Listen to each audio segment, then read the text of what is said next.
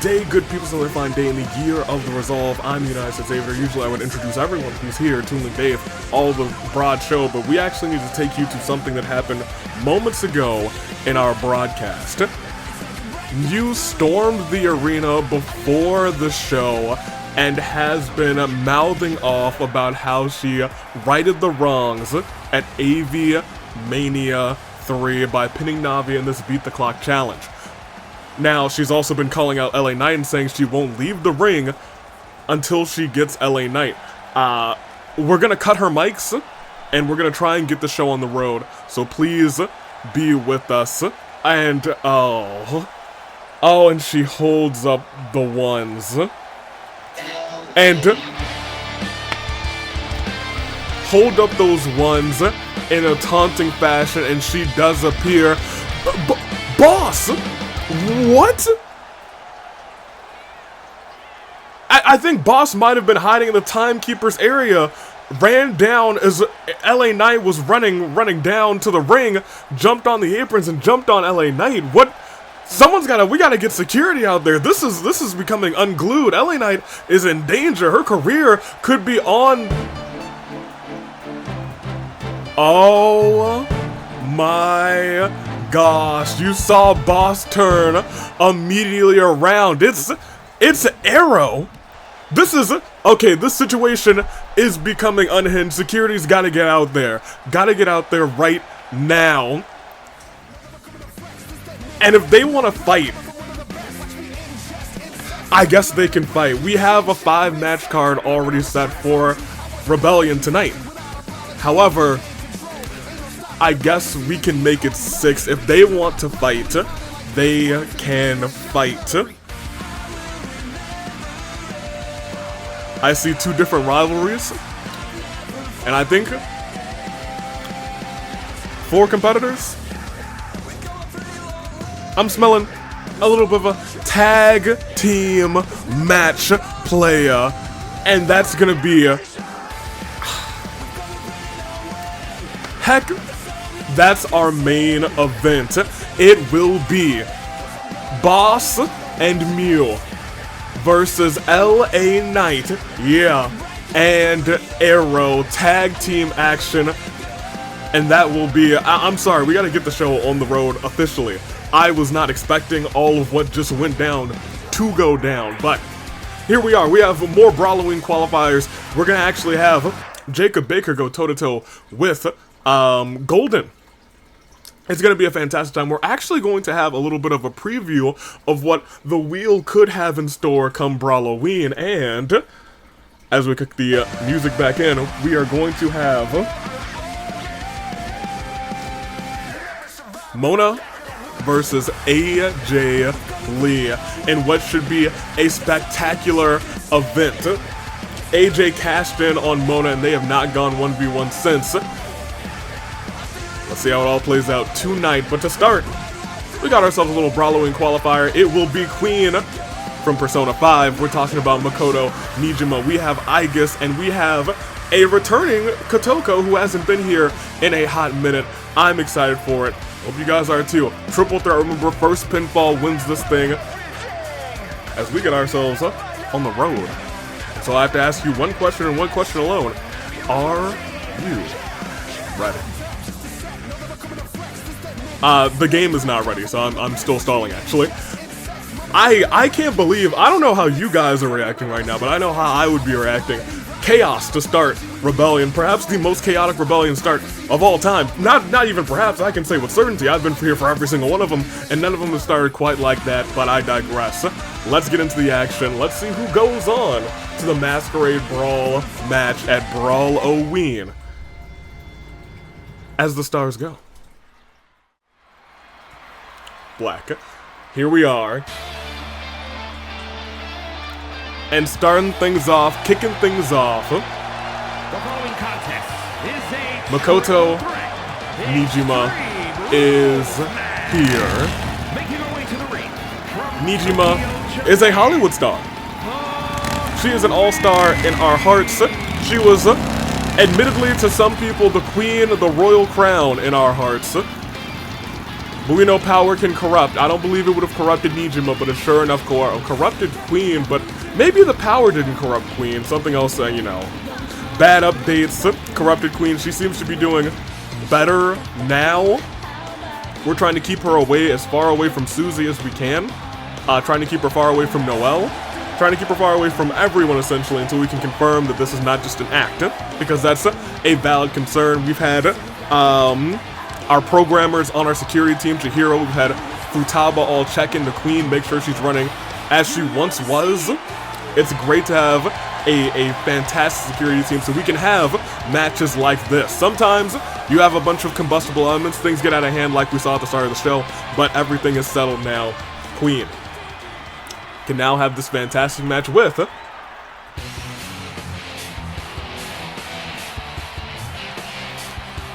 Aigis. Aigis erupted on the scene. Had a strong showing, unable to capture gold though, as this heartless armed angel is ready to throw down with everyone. Once again, triple that rules. I do wonder what Aigis would be dressed as for Halloween. That's a valid question, I think. I'm excited to find out. I hope you guys are too. Coming out for, oh, not first. Coming out second though is Aigis. Aigis kind of around the same time as Neo and as Charlie. We were on a little bit of a signing spree for the AWE. As Aigis points to you, Aigis really pretty eyes for a toaster. We are here. Aigis suddenly standing up, so quick you could not even see it. That is the power of this robot. I'm not sure how the competitors today are going to contend with that, but I guess we'll find out.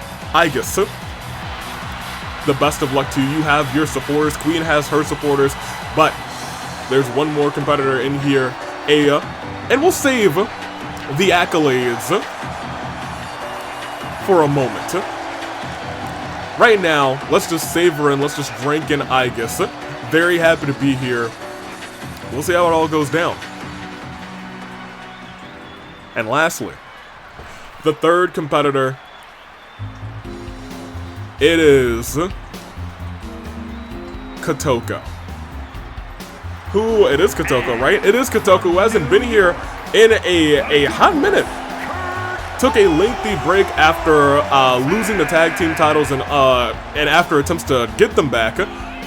Could not quite make that happen. In a rare, admittedly, singles appearance by herself, her sisters all rooting her on backstage for this opportunity of a lifetime. Will Kotoko be able to win singles gold? It's so odd seeing this entrance, admittedly without Kotoko.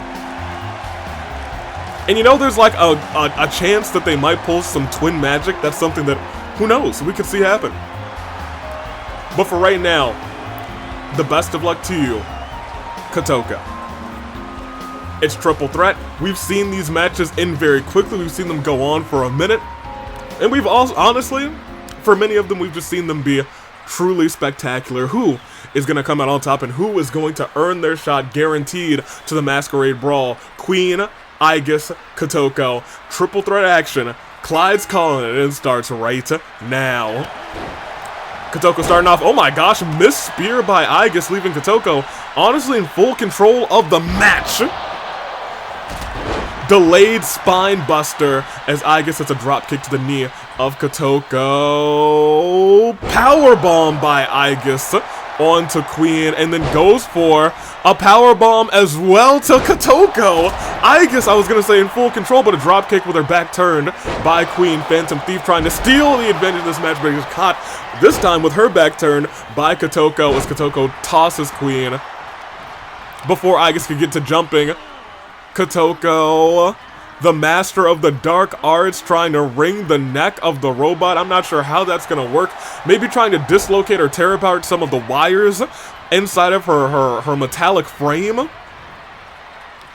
Queen trying to etch a move there onto Kotoko, who's lying against the ropes now. However, Aigis now in full control, taking a step back. Queen able to counter. Now, they are just honestly trading blows. And you love to see it. kick to the midsection. In a bear hug submission. Able to get out of it. Another shot to the head. And one more shot, she survives. And a big clothesline by Queen. Admittedly, Kotoko taking the least amount of damage in this fight. Shot to the face. Has her in the skies and drops her down and turns around into an elbow to the back of the neck. Look at this twisting neck breaker by Aigis. And another neck breaker into, oh my gosh, look at those combinations by Aigis. Queen wisely rolling out of the ring, but Aigis once again just too quick. Aigis with so many reversals, it's hard to keep a track of all the things she's able to do. Trying to drag Kotoko to the corner did not work out at all in her favor that time, took way too long. But Queen right there trying to, no, again Kotoko taking care of everybody who's trying to come her way. As she goes up and slams down.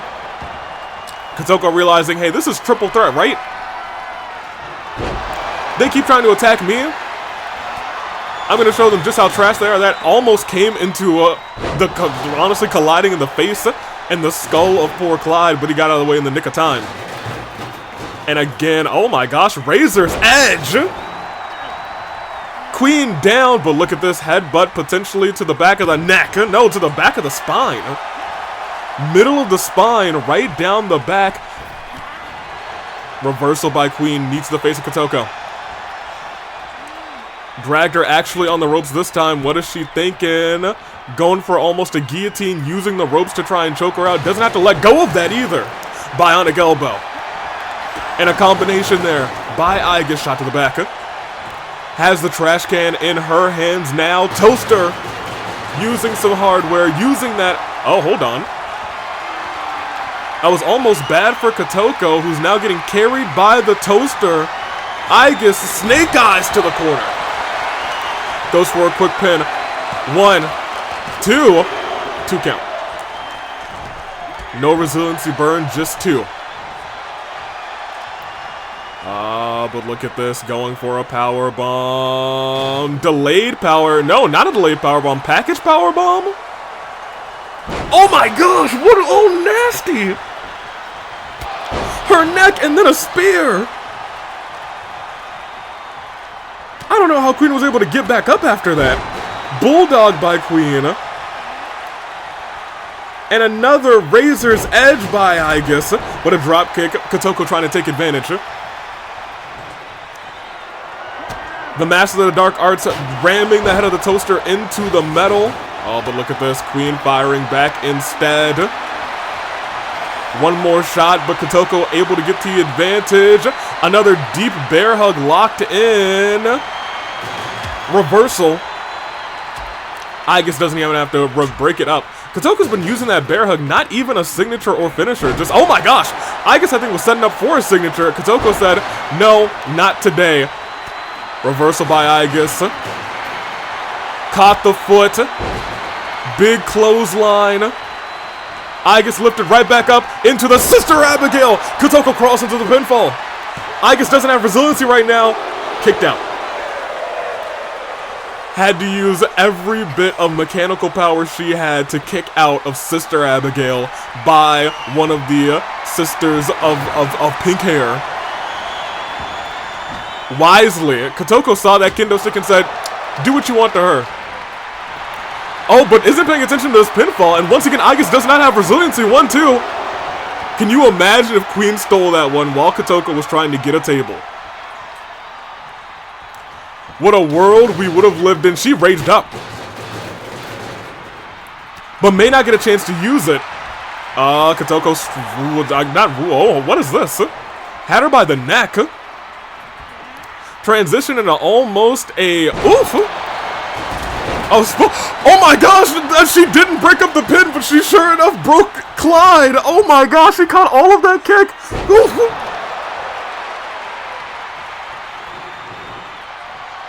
High octane action is now going on in this ring.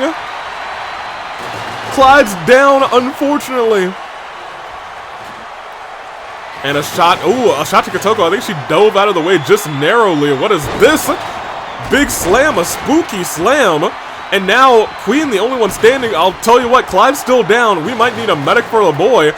Oh, can you imagine if Aigis tapped out here while Clyde was down? I'm not sure if we've had many moments like that where the referee's down and there's a visual either tap out or a visual pin. Like, look at this. Clyde's now back up, but Kotoko's now awake, wide awake. Sees everything that's going on here. Look at this, Hurricane Rana. Aigis catches Queen. Queen tried to go for that, but a DDT by Aigis. Smooth transition. A smooth operator in her own right, tossed into the ropes. Tossed over the top rope. And now everybody's outside of the ring. And Queen says, no, we gotta finish it in here. Has a trash can. Actually gets a chance to use it before Kotoko could use that sledgehammer. Picks up that trash can. Double stomp. Kick to the chest. Honestly, right now, Queen could steal it. Is not going to be able to because Aigis is back. And Aigis' back is now into the mat. As she drags Aigis center of the ring. Is she going for a move here? Won't be now because Kotoko's right back up. Aigis Kotoko now going 1v1.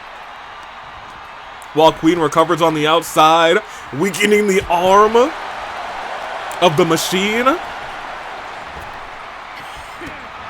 I was gonna say both of them almost missed her. Aigis is stunned. Oh my gosh, Aigis is stunned, and look at this. This is a big stomp. A knockout blow. And that is one, but look who's no longer stunned. Once again, save Kotoko. No resiliency once again needed to be burned. But she is down right now. Face buster onto the long wooden part of the sledgehammer, but Makoto kicked out without resiliency, huh?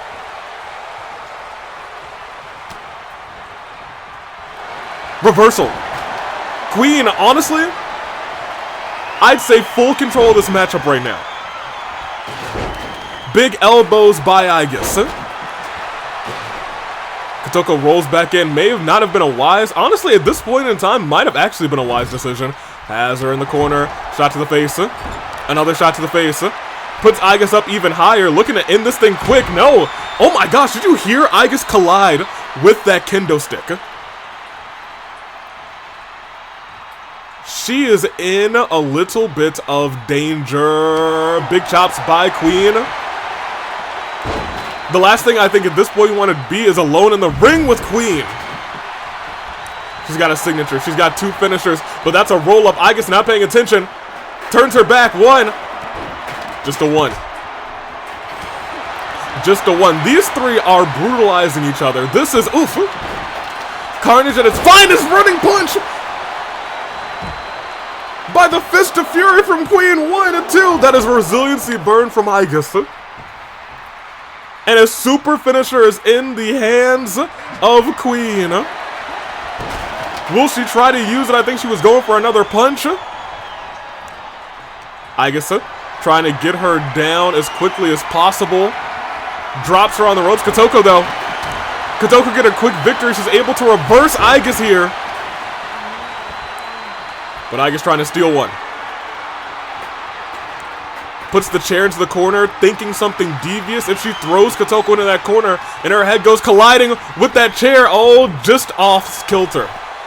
Just off kilter. She got lucky, and she goes flying, Kotoko.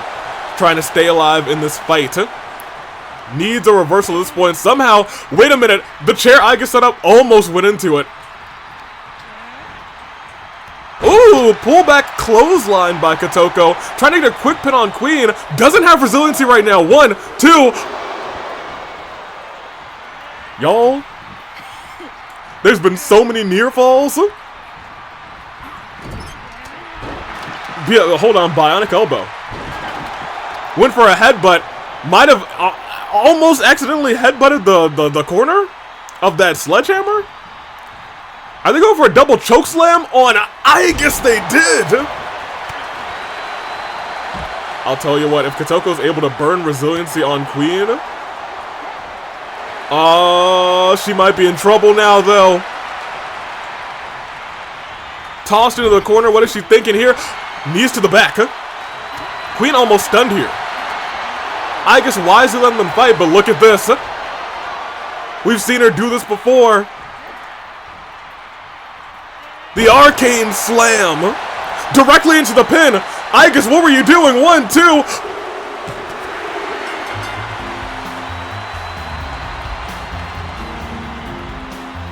Queen had resiliency and didn't use it. There was something odd about that arcane slam. Queen realizing she don't feel quite right after that. Aigis tried to get in there, couldn't stop it in time. Oh, she's wilding out. I don't know how I feel about that. I hope she's not possessed or something. That's crazy. Regardless, Kotoko, out of nowhere, surprisingly, returns and earns a spot in that Masquerade Brawl. But I digress as the stars go. Black, we gotta set up for our next match. As Rebellion rolls on, we got a longer Rebellion today because we got 6 whole matches. I should refill my water bottle because I don't have any right now. However, I will let this match load, and this match will be AJ Lee versus Mona Megistus. As we click that real quick so it'll be ready when I'm ready for it. Let me talk to you about this before I go and get my water. Mona, the very first All-Star champion, earned that title at AV Mania 3. Fought March 7th, won, beat her in that match. And then AJ Lee's music played. Everyone was ready to light it up. But we all know what happened after that. She attacked Mona from behind with that briefcase, and she became All-Star champion in a matter of minutes. Now, with a completely fresh, alert Mona, will AJ Lee be able to stop her? No distractions? We'll find out after I go and get some water, which will be real quick for you, but I mean, like, I'm gonna go and get it right. Alright. Let's do it. I have to keep remembering, you guys have literally waited a second. I've been gone for like 2 minutes. Let's do this as the stars go. Black.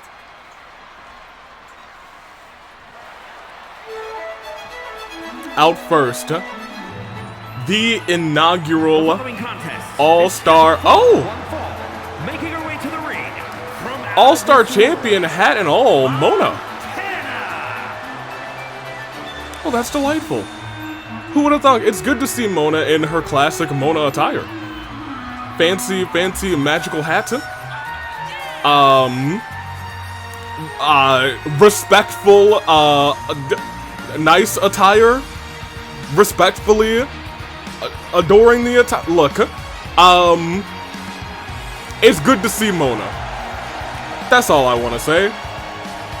And I don't mean that. And look, AJ, get out here. For real. Get out here, AJ. Okay, thank you. It's all time. And here comes our All-Star Championship belt, almost bigger than she is. Honestly, Jersey City, New Jersey. belt may be bigger than she is. It's close. I don't think it is, but it's close. She is admittedly very tiny.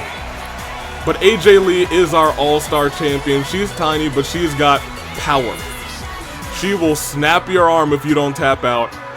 AJ Lee was the one who cashed in on Mona. Mona, I'm sure, has been kind of letting that eat at her. I'm sure she's been keeping herself busy, but you gotta know that this has been not haunting her nightmares, but you know, something like, if I was at 100%, I probably could have done it. If I was at 100%, I could have still been champion. I could have been a better champion. I could have had a better reign. However, we are starting this thing off. Ooh, missed move on both of them. as Mona counters that. Mona very athletic, as we're seeing right now, into that Hurricane Rana.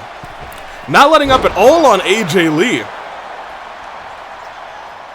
What is she thinking about? Big, oh, I thought it was going to be a kick to the midsection, but it was a drop kick right to the back of the neck. Heels and all. Let's see. Mona going under. Going over. Mona, an incredible superstar, able to put up all sorts of fancy maneuvers as she goes diving into a Hurricane. No. Powerbomb by AJ Lee, turning this match around with a blink of an eye on the outside of the ring. If we had sponsors, this is where we would go into a sponsor break as a guillotine is applied, trying to choke Mona out on the outside and then waltz back in the ring to get this victory, but Mona able to get out of it. Both of these competitors take a second, stare at each other as they continue to this assault. Both of them have something to prove at this point. Mona wants to prove, hey, if I were at 100%, I'd be All-Star Champion. AJ saying, hey, even at 100%, I am the All-Star Champion, and I would be the one who would come out on top between us. And we gotta keep in mind, always remember, neck breaker. Right into the pin. One. Just one. I was gonna say, there is a world where we see these two battle. Mona missed out so far on getting into that Masquerade Brawl, however, has another chance after getting to the last chance qualifier. Will she be able to win that Battle Royale? We'll wait and see. Just recently, actually, we saw March 7th get trounced by somebody who could have been her opponent. Will we see AJ Lee tonight get trounced by someone who could be her opponent at the, oh my gosh, at the minor live event, the special event rather, Brawloween. Mona went high flying, AJ making her pay for it. Still on the outside as these two are throwing hands, big combo by AJ. Missed out stomp by Mona. And tossed into the ring. Mona jumps back. Heavy shots, Luthes press, not letting up on Mona. Mona starting to feel the effects of this matchup, saying, alright, maybe maybe there's more to AJ Lee than I thought, than I expected. Because you have to think, when it comes to one-on-one events, honestly, even multi-person matches, AJ Lee hasn't taken too many L's. AJ, I believe, has just lost in a mixed tag match. And I'm not sure if she's lost it on any other occasion. Bulldog.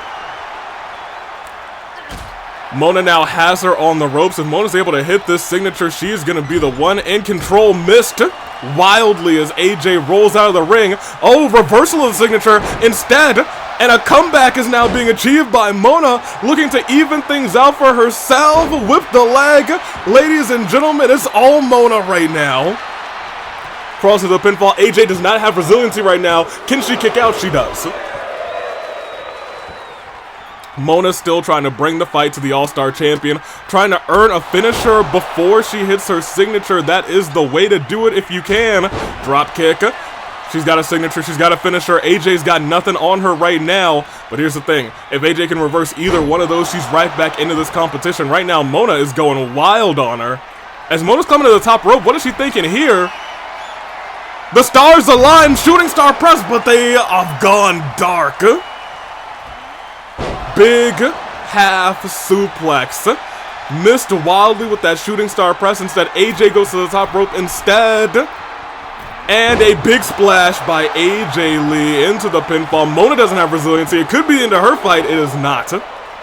Mona survives for now.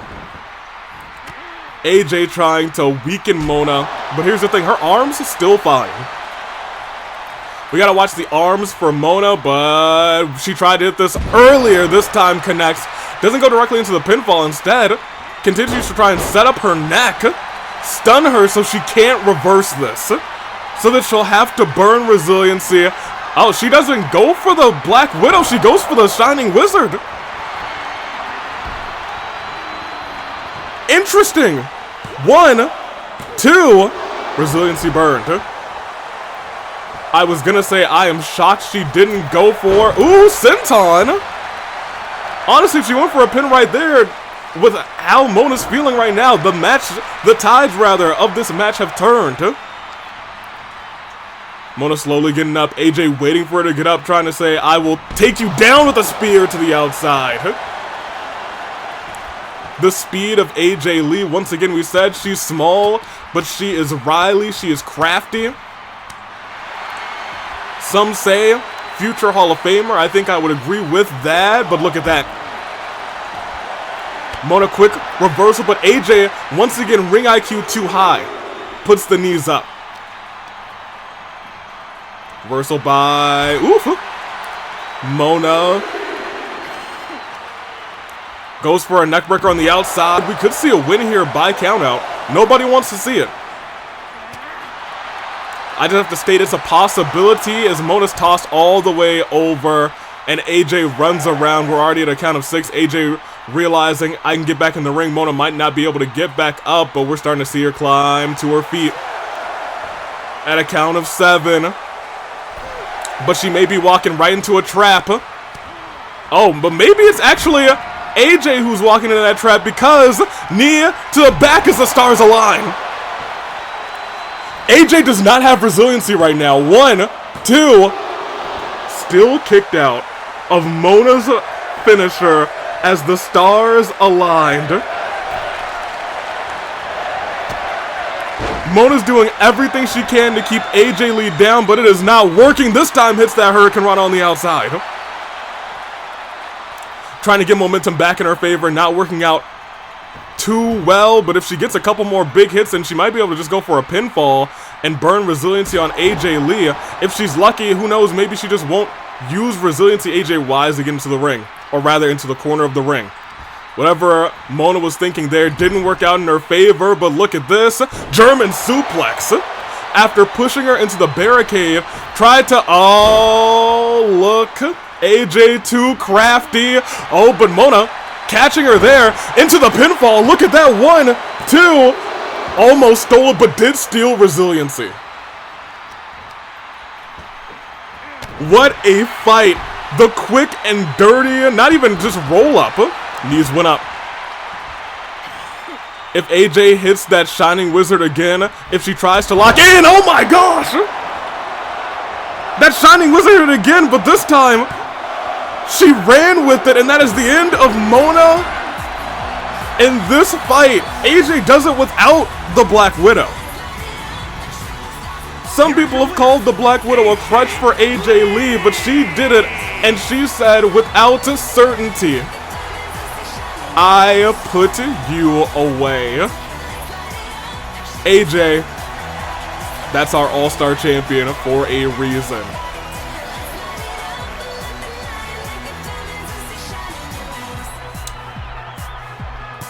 Well, this says Deity Miku and AJ Lee are now allies. I don't know how I feel about that. Perhaps Deity Miku was watching. Does that mean... I mean, Miku and Mona were former tag team partners.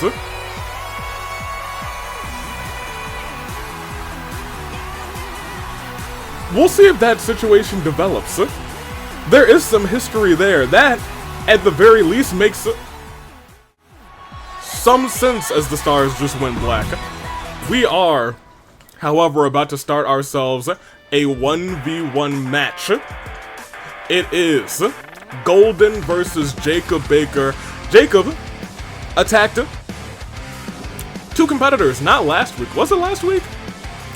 Might have been last week. I lose track of time when I record all of these, I'll tell you what. But Jacob took out Yoru, took out David. They definitely want their hands on him, but right now it will be Golden. They will in the future. Certainly. That being said, hopefully I am there to give you guys your polls, because it is Golden versus Jacob Baker.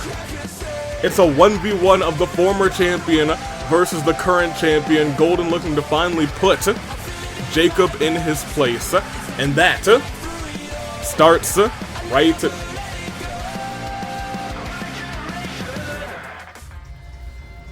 Hello? Backstage? No, he's supposed to be banned. Can we get a camera out there? Is security there? Nekomaru? Okay. Well, he's supposed to be fighting in a second. Hold on. I'm gonna have to do a hard cut. I'll call you right back. Oh, I gotta end the call. Jeez Louise. Pop us over. Goodness gracious. Kanji and Jacob trying to take out... It looked like they tried to 2-on-1 Golden before his fight, but Nekomaru, who works currently now, is officially a part of the security team, tried to settle things out, but instead it's a 2-on-1 assault. Was a 2-on-1 assault. Now it seems like it's at least even out a little bit. Kanji, who is supposed to... Kanji and Thomas are banned. Are banned from Rebellion. That is an official ban. They aren't allowed to be here. I've been told Gentleman Thomas was backstage at the entrance, and he has been... Ooh, look at that, tossing him. Was at the entrance, and is being handled by others, members of security right now, but apparently Kanji used that distraction to sneak his way through. Nekomaru tried to stop him, as Jacob was already back here, assaulting Golden. And you know what? Nekomaru is doing his job handling Kanji right now. Unfortunately, the two people who should be fighting in the ring right now are not. But I suppose it is what it is. Nekomaru, why is he getting a weapon? You gotta help Golden out, Nekomaru. Or maybe you don't. Golden seems to be alright on his own, as Kanji looks like he thought about flying off. Did not. These two, Kanji beating up, literally beating up our security team. Is it not even gonna just be fined out of nowhere? This is grounds, admittedly, for firing. This is grounds for firing. What kind of onslaught, what kind of backstage brawl is going on here? But that's why we have Nekomaru as security. We know he can handle himself.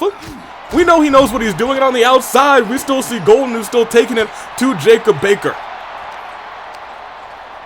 We've got cameras watching this assault backstage. Gentleman Thomas, hold on, I'm getting a call. Gentleman Thomas distracting other members of security right now. Not distracting, they are handling him. I'm actually getting a call from Mizuki right now. Hey. Yeah, Nekomaru currently is handling Kanji. Golden is helping out by taking care of Jacob. Kanji swept through.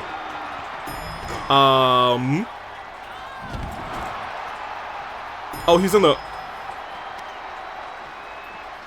Well, that sounds good to me. Yeah, keep him in that cop car. Tell the cops to wait. Nekomaru is currently handling Kanji. I have to go because I think they just took the elevator up, and that could be bad news for whoever's up there right now. So I'm gonna have to call you back. Whenever you're free with the cops, just put in the report, and I will call you back momentarily. Okay? All right. Thank you. Kanji just placed in a cop car. Not Kanji, I'm sorry. Gentleman Thomas just placed in a cop car. Thank goodness. We have police on the scene. Not backstage, admittedly. On the outside, Mizuki is currently talking to them. She was able to put a walloping on Gentleman Thomas because, well, Gentleman Thomas sucks. My boy Nekomaru looks like he may have just taken care of Kanji.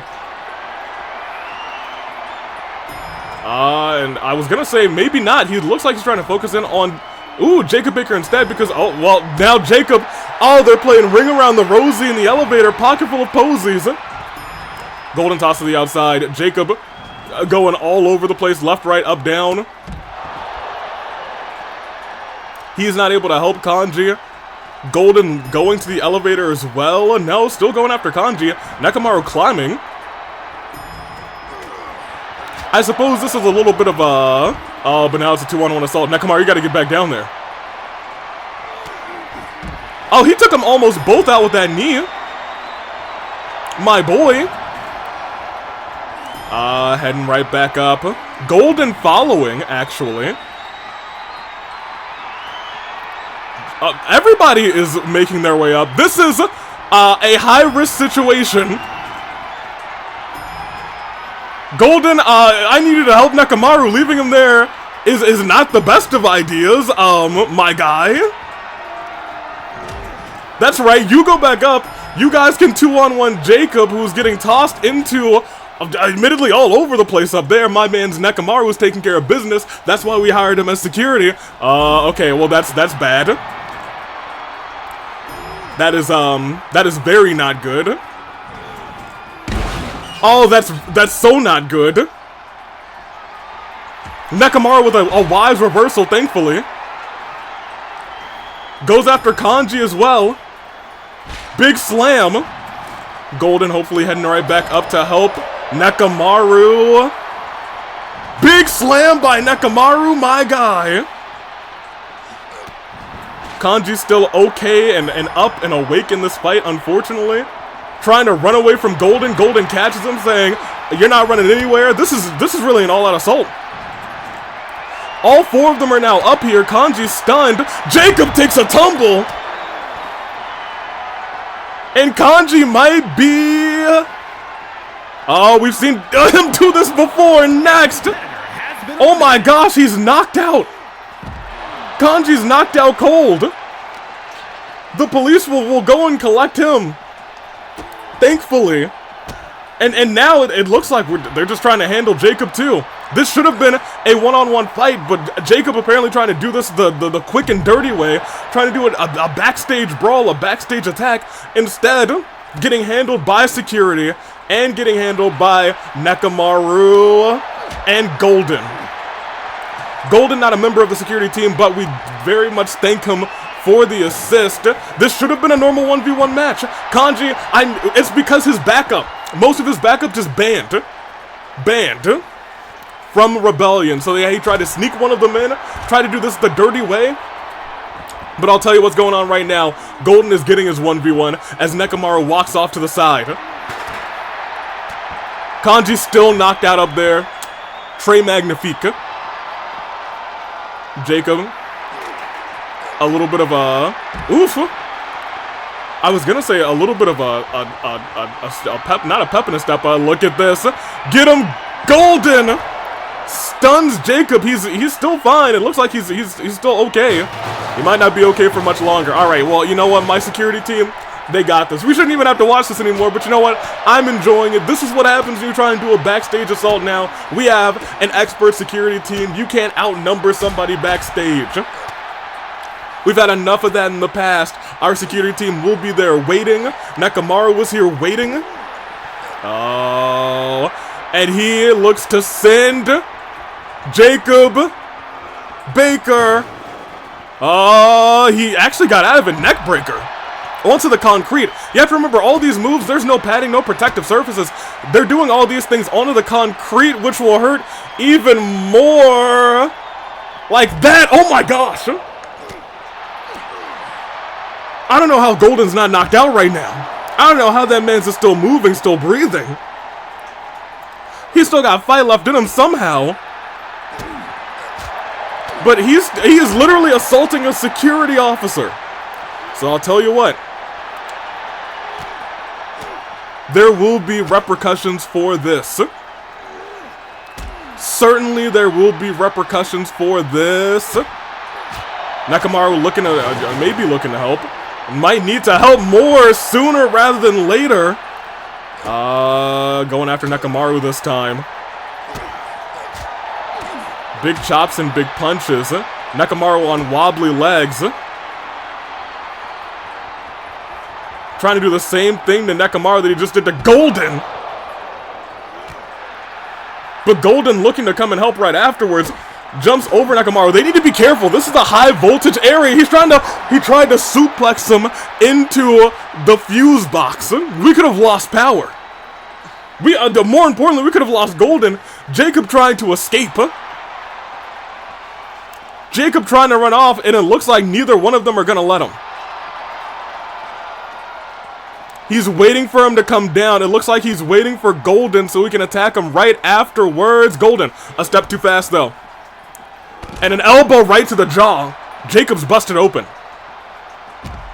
If he wanted to get the jump on Golden, this has backfired tremendously. I'm not sure how he's still fighting, able to duck out of the way of that. A chair shot to the head, unprotected chair shot. This has become brutality. I'm almost about to say, hey, stop, Mans is already hurting. Oh my gosh, from the back, he couldn't even protect himself. He hit him in the back of the head with a chair.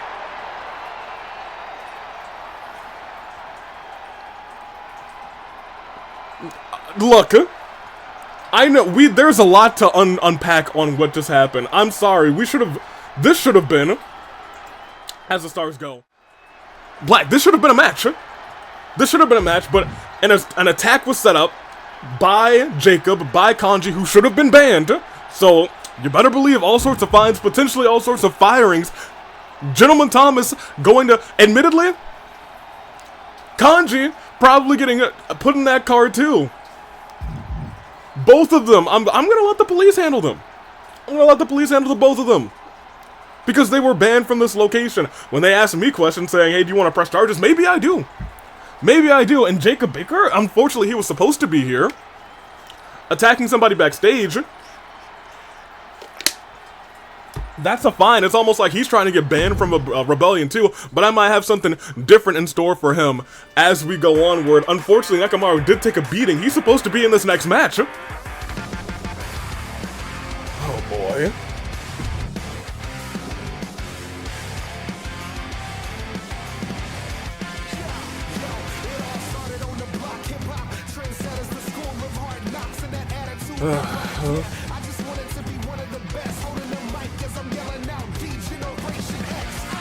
Hey, Nekomaru, my guy. We saw almost everything. We didn't see the what transpired to start this whole thing, but on behalf of all of chat and the AWE, thank you for doing your job as security.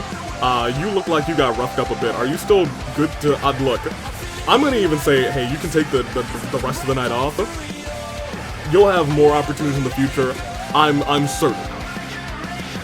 You're doing a great job of security. Just make sure, go get checked out by medical because some of those falls look brutal.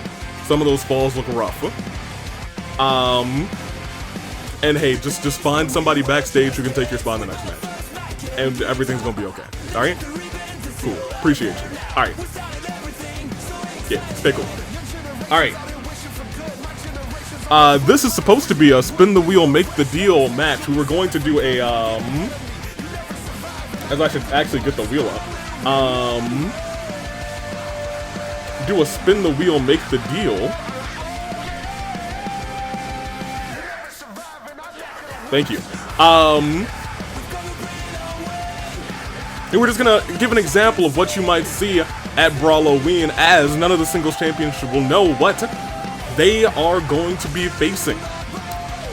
The match type, rather. They know that they'll be facing people, but they don't know the match type as we go on here. Okay, I actually don't know why I went ahead and went for the wa-cha-cha into the intro, but this is what it's gonna be like. We have ourselves a Halloween decked out colored wheel. This is not all of the match types that you'll see, but there are a couple of magical match types like tables, ladders, and scares, a candied apple match, a no escape match. There will be some Iron Maiden falls count anywhere match. Look, those are some spooky match types, of course. Mixed in here, there's some other tables, gauntlets. This is what you might see. Now, of course, you gotta spin the wheel and make the deal. We have 4 competitors who will be fighting. Well, we have 3. Hopefully, we'll get a 4th momentarily.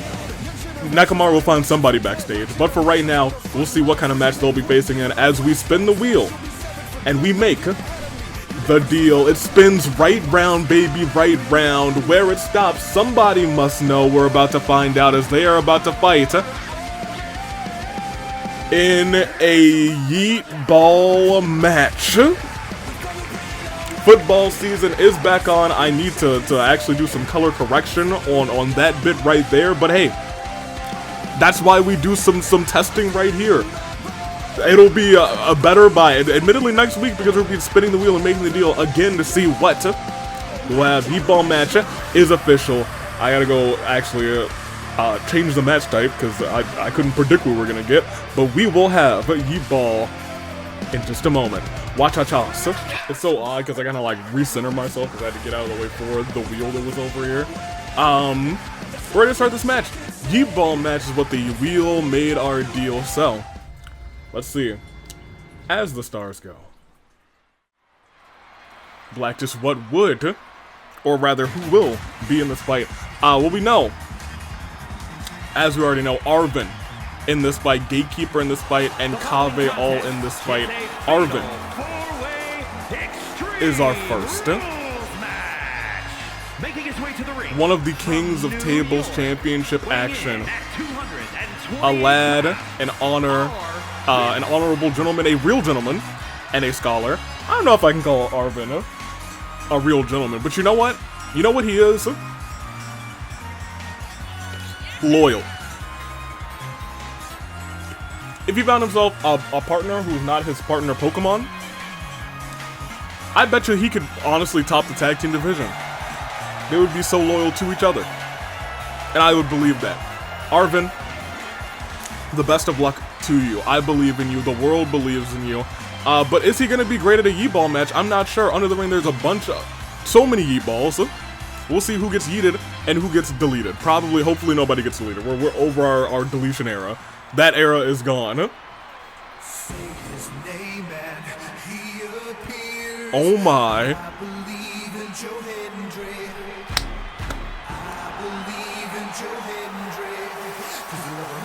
Nekomaru must have found this man. That being said, it shouldn't have been too hard to find him. He likely just said his name. He is here. The local hero, Joe Hendry. Not who I expected. I expected maybe he'd find someone from the squad. I was thinking maybe a Kokichi, maybe a Pennyworth. I'm not sure. But here he is. Joe Hendry is in this Yeet Ball match. Fireworks all over the place. As I wave my hands from side to side, Joe Hendry's had a very hit or miss run in the AWE. But you know what? We love him all the same because we say his name and look, he's here. Also, incredible camera work done tonight so far by the Watcher. We haven't had any more crazy camera glitches so far. We'll see. Kaveh, relatively new to the AW, has had a couple of matches, but wants to be more involved now that he sees that Al-Haytham is someone who is going leagues abound and doing what he can do to be that guy. He doesn't want to just see Al-Haytham succeed and not say, hey, I can be just as good as him. So Kaveh is here to do just that. Luckily, Kuzu does not have to hold the camera to him because I'll tell you what, Kuzu, not a fan of Kaveh. Luckily, we have an unbiased watcher who is running the cameras tonight, Kaveh. The floor is yours. Let's see if you can win this Yeet Ball fight. 4 competitors, 1 pinfall wins this fight. No elimination. We'll see who's able to come out on top of this. And lastly, but certainly not leastly, a man who has fallen into the void. And from New York, I mean that both figuratively and literally. He is back, and he is never giving up again. Some people say that he has that towel and he makes sure it's green to remind him of the time that he had fallen. That he uses that to signify that he's wiped away all traces of void, that he's wiped away that past, that unfortunate falling of him. He's trying to wipe that all away and start clean. Gatekeeper is here. And we love him. Get a little pre-ring run. How can you hate the Gatekeeper? He's a good lad. He's one of the greatest of all time. He might be one of the greatest of all time. He did beat Kaito for his championship. Might have to say we want to see Kaito 1v1 via the Gatekeeper. Kaito is AWE champion again. But I kind of want to keep them apart because the last time they faced for the AWE championship, you know, bad things happened. He fell into the void. The whole void situation was created. Just want to never put those combustible elements together again. Just TBH. Let's be real. I digress though. Fatal 4-way action. It's a yeet ball match. Only yeet balls have been put under the ring by Clyde.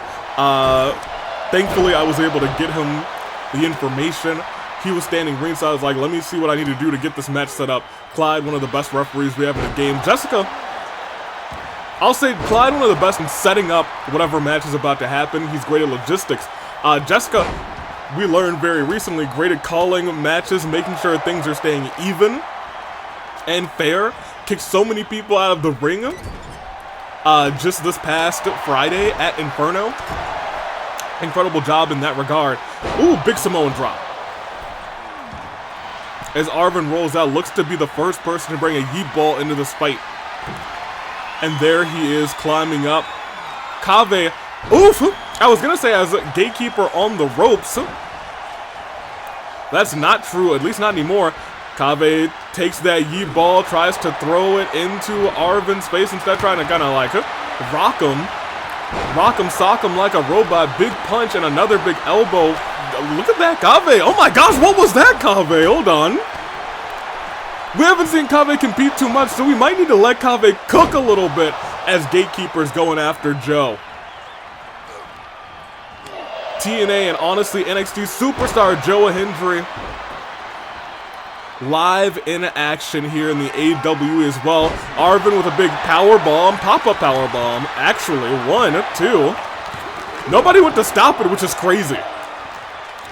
Gatekeeper had resiliency. Maybe they wanted Gatekeeper to burn resiliency. It's going to take a whole lot more than that, it seems. Joe trying to snap Kaveh into like a twig as another yeet ball is in action. Big punch to the face. Not actually using that yeet ball. 2 yeet balls in the ring. Big German. German into a bridge. Yeet ball now in the hands of Kaveh. Big punches.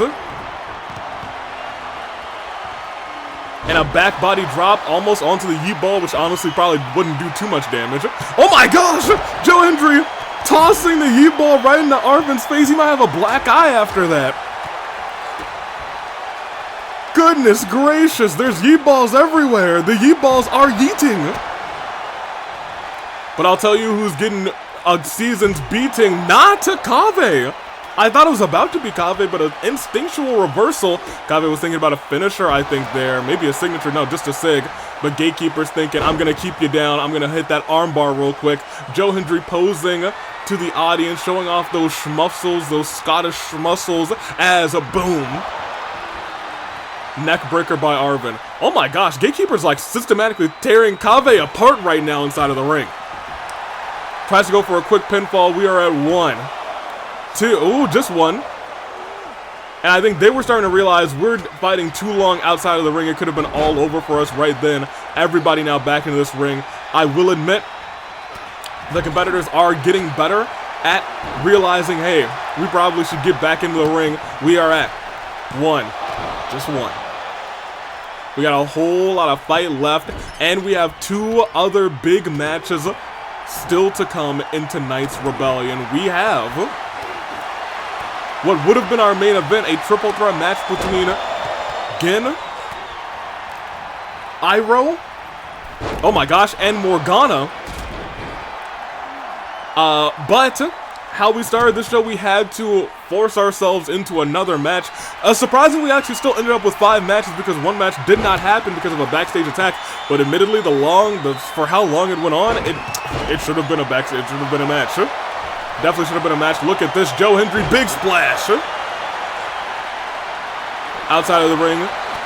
They're dueling it out. They're ducking.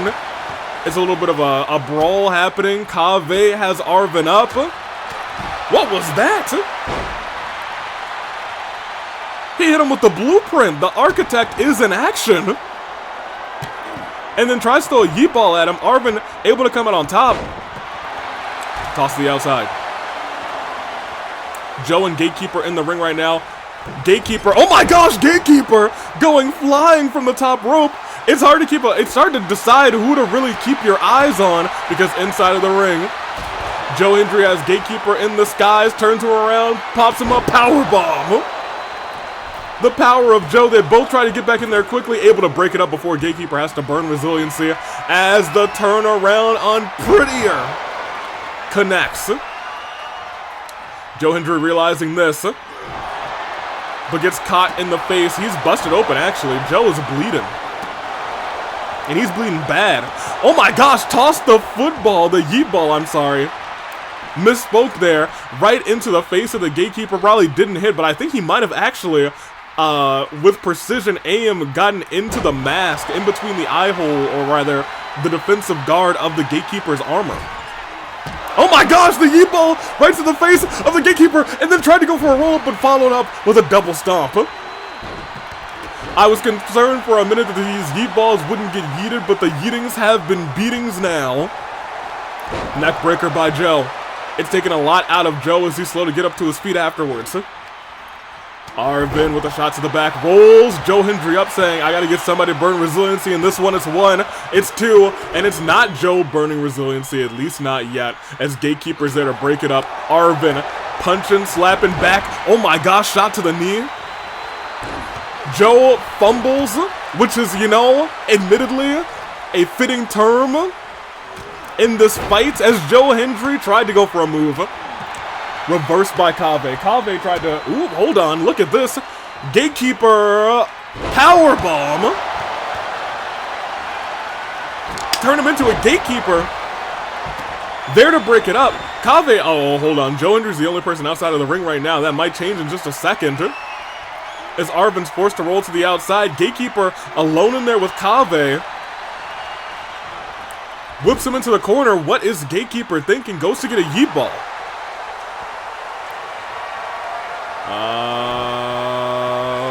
Thinks about punching Kaveh right in the skull. Kaveh fires right back, knocks the yeet ball out of the hands of the Gatekeeper, and stalling suplex. Didn't stall for too long. Maybe he's not as strong as other competitors. Beautiful moonsault. Don't need to be strong. You can execute moves like that. Drags him center of the ring. What is he thinking to do to the Gatekeeper here? Is he going back to the top rope? No. Cheeky roll up. 1, 2. Resiliency burned on Kaveh. And now we have to turn our attention as Arven was busy celebrating, losing his mind. Oh, but Kaveh able to turn it around. Just like Joe's able to turn around Arven. Yeet ball in the hands of Kaveh. Kaveh trying to stay outside of the ring as much as possible. Realizing he doesn't have resiliency, saying someone else needs to burn resiliency, not me. Arven runs Joe into Kaveh, a wise distraction as Joe's then tossed to the outside. And once again it is Kaveh versus Gatekeeper. Arven and Joe may be both heading to the ring. No, Arven's still a little groggy. Joe has a yeet ball. Punches Kaveh in the face. But Gatekeeper knocks that yeet ball out of his hands. Arven using his neck, his leg muscles to try and lift up Kaveh into a powerbomb. A lot of power bombs in this fight, actually, as everybody's outside of the ring. They know, once again, they got to get inside of the ring to win this fight. Arven, the first one to head back in. Gets a yeet ball and then heads back out. Sunset, no, not sunset flip, I apologize. Spanish fly. Woo. As Kaveh's tossed into the steps. Joe with a, ooh, I was going to say a suplex, but just yeeted him, which is fitting in this yeet ball match. Tried it a senton, but Gatekeeper crashed into the floor. Kaveh follows suit. Gatekeeper tossed not into the ring, but into the steps. Did you hear the metal on metal? The clank. Joe lifting Kaveh up, tossing him into the barricade, but not into the ring. Just lets him fall, stumble down. Arven capture suplex into the barricade.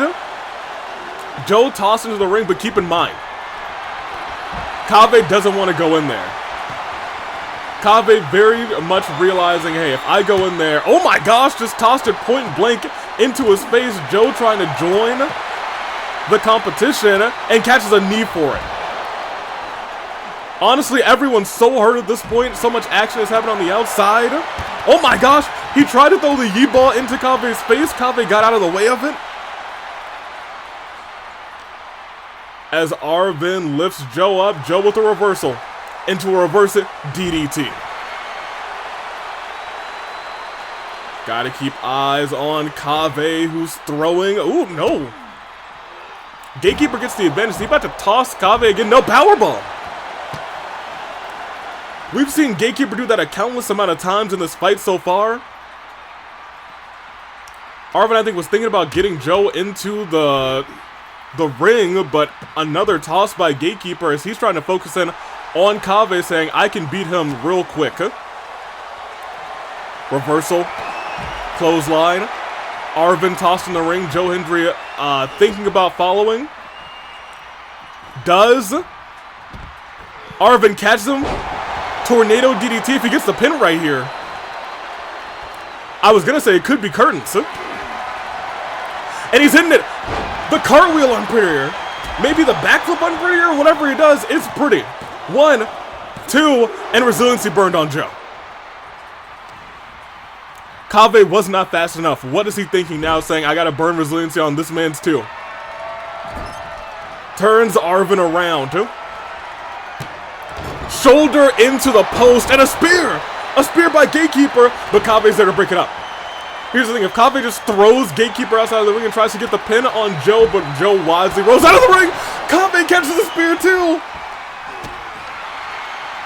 If Arven's able to hit a move on the Gatekeeper, which he might package, side slam, goes for the pin. Is Joe gonna be quick enough? 1, 2.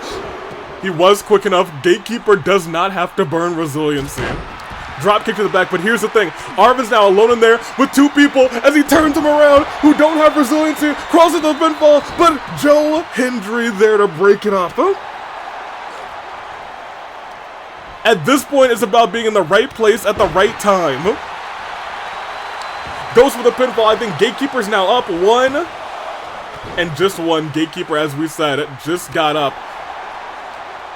He's got no signature. He's got no finisher, but he's still got moves.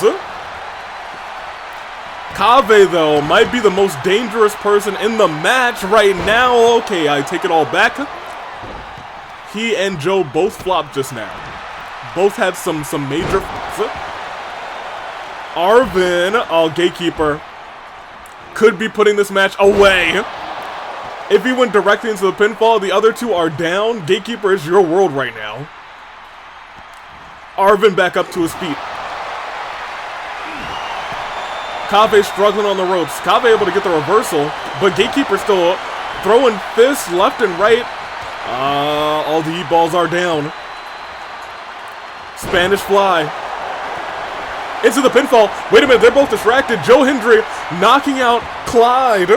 Unfortunately, to make sure that pin did not follow through. Code breaker. Elbow drop to the back. We have 2 stunned souls. Gatekeeper. They're both focusing on Arven right now. Gatekeeper with a little Heisman going on. Fighting for that Yi ball. I don't think it's going to be the great equalizer that I think it is. It's just a goofy little match. Wait a minute. Kaveh with a reversal. Clyde starting to come up to his feet as Kaveh hits the blueprint. Oh my gosh, look at that. Gatekeeper, admittedly, at this juncture, I'm surprised he didn't pop resiliency. I'm shocked he didn't pop resiliency as these 2 look to work together against Joe with a double cutter. Oh my gosh, Joe just got hit with that. Joe got hit with that move. Gatekeeper's on the ropes. Is Joe going to be groggy? He's not. Everything's so tense at this point. Everyone's going for pins. Everybody in the ring. Joe dropped onto the ropes by Arven. Spear by the Gatekeeper. He goes for a pin, but who is he counting? 1, 2. Arven. Who did he count? They both pinned at the same time, but Arven pinned first. Gatekeeper didn't see what was going on behind him after that spear. Arven had crawled into the pinfall, and he steals one on the Gatekeeper. We might have to go back and watch the footage on that one, but Arven got that pin first in what was a chaotic matchup. Yeet balls aplenty. Congratulations to Arven, who may have some kind of title shot in his future. We'll see. Big win by Arven as the stars go. Black. Good on you, Arven. Kudos. That being said, we still got 2 more matches. So let's get into them right now. We have 2 tag team partners in Gin and Iroh and Mona. Will they try to coexist to get one over on Mona? I'm unsure, but they all know that this is for a spot in the Masquerade Brawl. I'm not sure what Mona's gonna do when it comes to the Masquerade Brawl, admittedly. I'm very curious on who Mona will dress up as, but I guess we're about to find out if Mona gets there as the stars go. Black.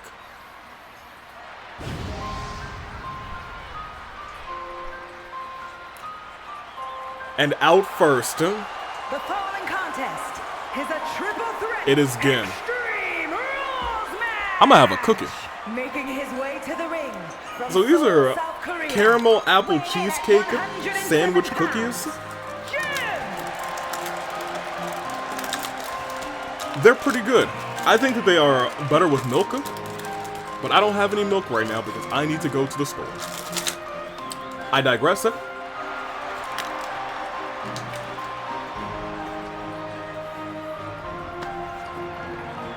They're so good. The winner of the 2023 Fight Before Christmas Rumble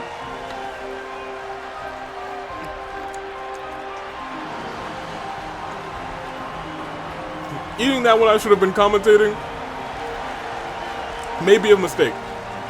Winner of the 2023 Fight Before Christmas Rumble, former tag team champion in Gin.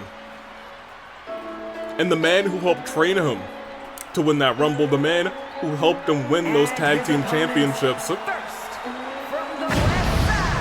is Uncle Iroh. I'm sure they talked before this, and I'm sure Gin was like, meow, I don't want to bite you, wolf. But Uncle Iroh said this is a shot for glory. It's a shot for potentially you to become a champion. I'm sure that between these two, they want an honorable fight. So I wouldn't be surprised if we see Iroh pin Gin, or Gin pin Iroh tonight. Let's see how it all plays out. Morgana is a little bit of the wild card in this one. He could be. Would he be the first person? Yeah. To have held the AWE Championship and the All-Star Championship. Yes, he would be. If he wins this match, wins the Masquerade Brawl, and wins the title from Ito. All those are things. All those are things that he would have to do to get to that point. And speaking of getting to that point, here he is. You know him? You love him. It is of the Phantom Thieves, Morgana. Always telling you to go to sleep or saying that you're looking cool. He is one of, I don't know if I can call him one of the greats, but he's etched his name in the history books. When you say, does Mona deserve something like this? You're like, well, He's kind of an icon. He was the first AWE champion. I don't remember which title match happened first. But he could have won the very first title match in the AWE. If I'd have to go back and see. I think it might have been Boss. I think her match might have happened first, but I'm not sure. We'll see soon. Gin, relaxing, having fun. Uncle Iroh, serious. And Mona, Morgana, just here to have a good time. Sammy reffing this matchup.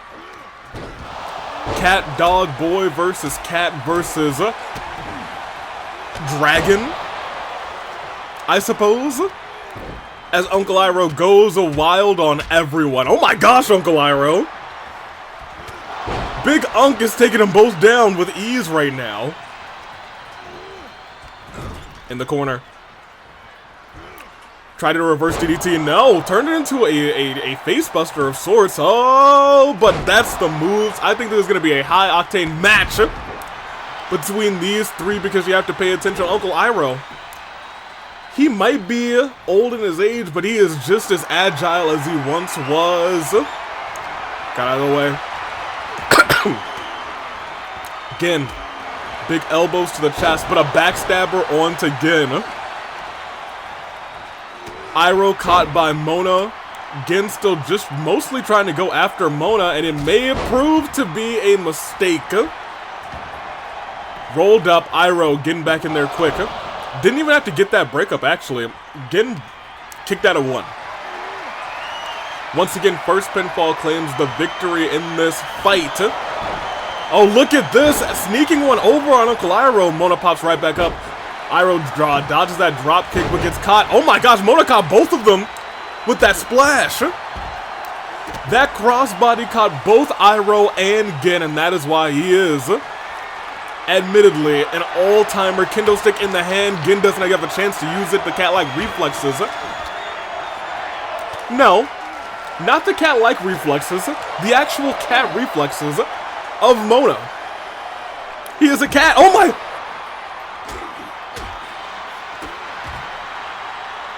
A full Nelson face buster into the apron, and Uncle Iroh just got right back up. I think he just hit his face on the apron again. Speaking of again, there goes Gin. As Mona tosses the table onto both Gin and Iroh as Gin is in the ring. Iroh trying to handle Mona on the outside. Morgana is completely fresh in this fight. I have to take that back now as, oh my gosh, Gin bounced off of Uncle Iroh. Uncle Iroh like a brick wall, and Gin was just like, badoink, ow. Meow. A meow is what he said. That's the correct answer. Mona jumping right back in. I was gonna say, I think they both think Uncle Iroh is the biggest threat, but Mona, I think, just going after everybody, trying to weaken everybody as much as possible, realizing right now he has the advantage. So he should try to keep that advantage as Iroh. Oh my gosh, several stomps to poor Gin. Lifts him up with ease and throws him over. Mona catches him from behind, but look at that turnaround, Hurricane Rana. And Mona with a reverse DDT has to focus back on Uncle Iroh. Iroh gets the upper hand, headbutt to the back of the neck, turns him around into just tosses him with reckless abandon. Wild kicks and another toss. He is just tossing them. I suppose he is a grown man who is just tossing a cat and a child. That makes sense. Oh my gosh. That was like a belly-to-belly suplex out of the ring. If Mona had set up that table earlier, or if this were a tables match, Mona would be eliminated or have just lost a fall. Intensity brews in this fight. Iroh in full control over Gin. Runs over to Morgana. Oh, even got a reversal so we can continue to do that move. Wicked kick. Strike right to the cat. And then goes for, what is he going for here? Fisherman suplex. The shades of Gatekeeper earlier, actually. Has him on the ropes. Goes under. Goes over. Big knee strike. Gin starting to come alive in this one. It's student versus master. Has him over the top rope. Elbow to the. Oh my gosh, he's hitting his own move. That is the. That's the ring of fire.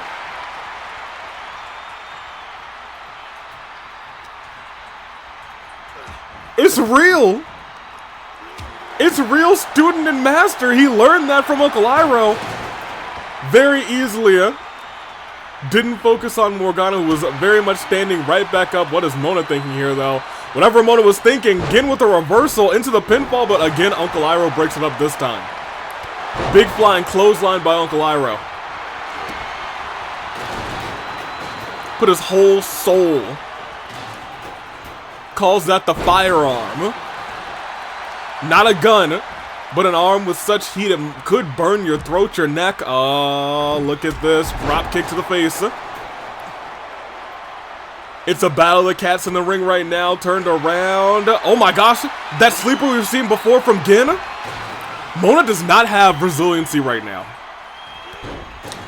Lucky Iroh was up because Mona could have had a tap out right there. And again, that strike. This time, Gin's busted open. But doesn't let that bother him as he gets a roll up on Uncle Iroh. One, doesn't have resiliency. Had to kick out. Nobody has resiliency right now. At this moment in time, not a soul has resiliency. Hurricane Rana by Gin. Tried to kip up into it, but Uncle Iroh caught his arm while he was trying to kip up. Gin and Mona now have resiliency. Uncle Iroh may be thinking about... No, he's not thinking about the fireball himself this time. Oh my gosh! Brutality between student and master. A big belly-to-belly slam. Gin trying to climb to the corner and it's like, why is this trash can in my way, meow? Iroh looking to stun Mona. Morgana able to get out of it. Tries to run to the ropes, using his cat-like speed. Has to turn around into another cat, but everybody's back up. Mona, I was gonna say, might be outmatched here. The cat's claw. Wait a minute, Mona's stunned. Cat's claw hits. Uncle Iroh may be forced to burn resiliency first in this fight. I wonder who Uncle Iroh would dress up as for Brawloween. What we find out is the real question, as Gen's able to duck Uncle Iroh. Big slam to the back of the old man. Then hits a big drop kick. Mona's now busted open as well. Iroh breaks it up. Sammy almost got in the way of that. He would have been down and out. But look at this. Rolls through. Super kick to the jaw. Mona almost a step too fast, but Gin was ready for it, waiting for it, drags Mona, ooh, into the corner, into the trash can. Mona's in the trash can.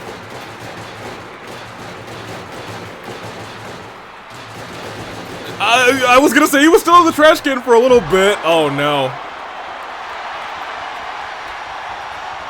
Tag team partners thinking alike, 2 ladders now in play, one in the ring. Wildly enough. Oh, but turns Gin around. Gin set up that ladder. That could be bad news. Oh my gosh. They were almost both on that ladder for a second. What is Mona going to do here? Mona, we know, is a high flyer. Just kind of waiting. Thinking.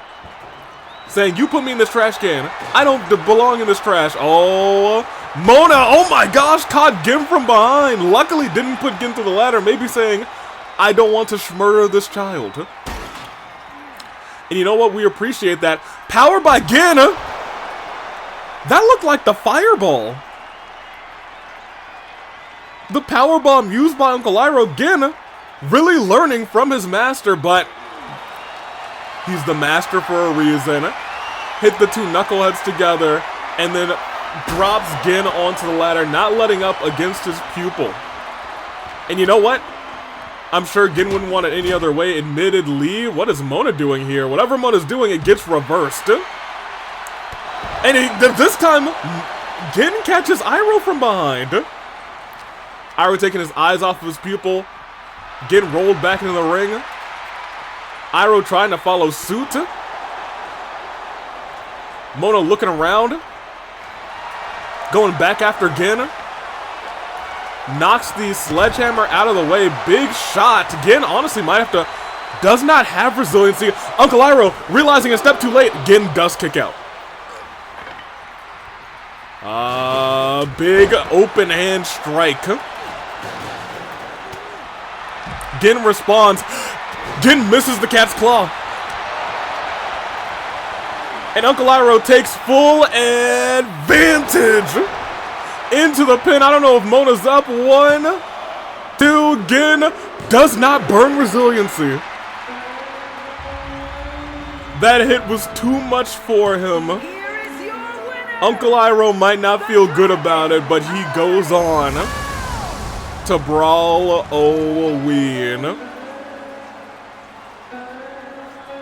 I mean, let's be real. If you put Gin in the ring against Iroh or Mona in the ring against Iroh, this probably would actually be the result. He goes on to Brawloween. I'm excited to see who he dresses up as, to be honest. We'll see. We will, I guess rather, we shall see. For right now, though, this would have been our main event. And what a match it would have been. However, we got one more for you. This show started in chaos. This show, in the middle, was chaos. And so let's have it end in the chaos that started the show. It was Lumine getting dragged out into a trap by Mew and Boss, who was embarrassed by LA Knight this past week at Inferno. Unable to stand Boss for the last time, Iroh found themselves backstage and said, I hate that Boss. Went after Boss. And as the chaos broke down, security broke it up, and I called for this tag team match. Not at Brawloween, not next week, not at Fracture, right now. So it is Mew and Boss versus Lumine and Iroh, and it begins as the stars go. Black. It's our main event. Alright, well, you know, admittedly, this match do kind of bang.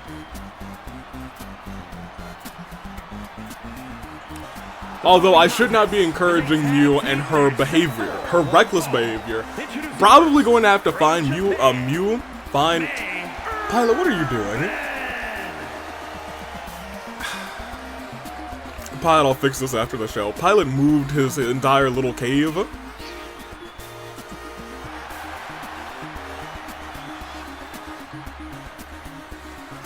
Yeah, he's fine. I don't know how he did that. He moved like his whole cave into like a... Oh, he's redecorating essentially. I'll see how he likes that, but I know he doesn't like that. He's like, I did this and I don't know how to undo it. Please help me. Pilot, you silly goose. He can still get in there, but he can't get in from both sides now because he's like shoved it into the corner. Because he likes to like go under and then go back over and then on top. Does Mew hold up the ones in her entrance?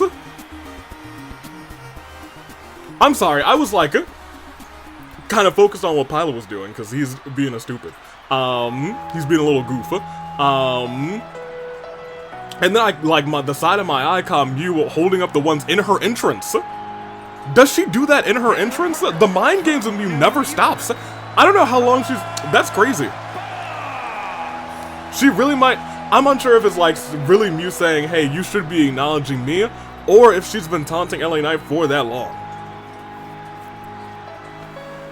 I digress, let's focus back up. Yeah, you're good. He's already under his cape again. Boss is here.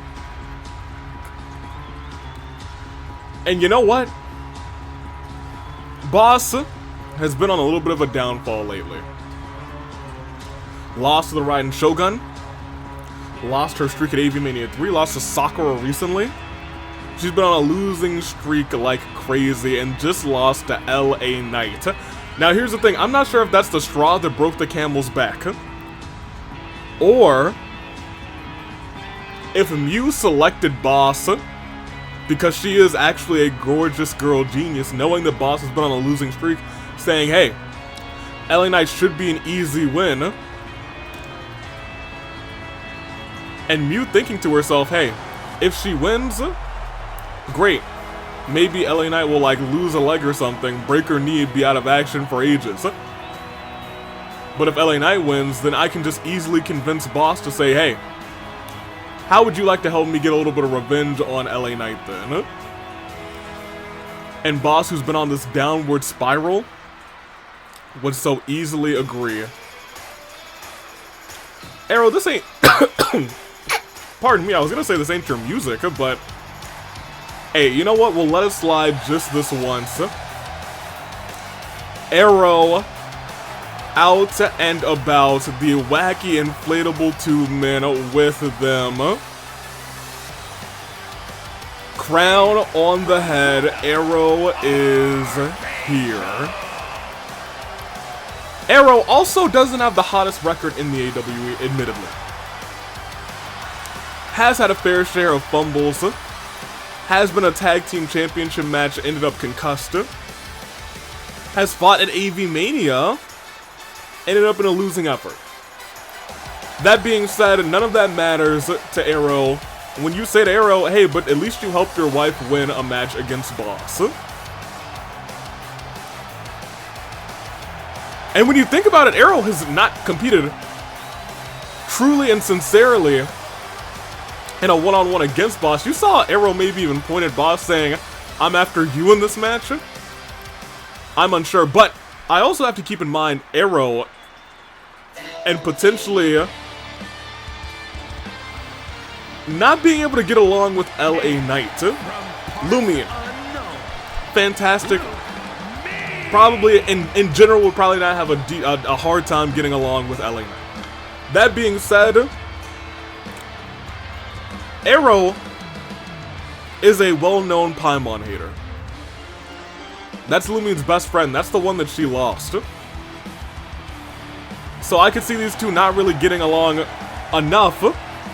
But will that be a breakdown of communication strong enough to have them lose this match against their two bitter rivals? We'll see.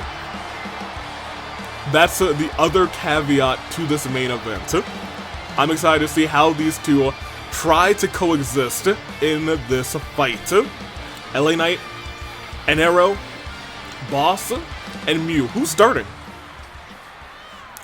The non-rivals, fair enough. Mew starts this thing off with Iroh. Iroh able to get a little bit of a hot start on Mew, maybe saying, hey, I'll weaken Mew up a little.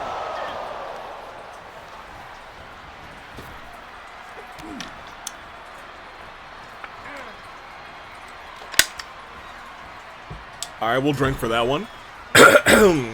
Iroh trying to take out Mew with a springboard attack. Did not work in the slightest, but still has the advantage in this fight, surprisingly. Mew walking gingerly on that leg. Had to fight Navia just recently. Are these two going to try and work together in a tag team? Oh, no. Oh, no, we saw her do this to Navia!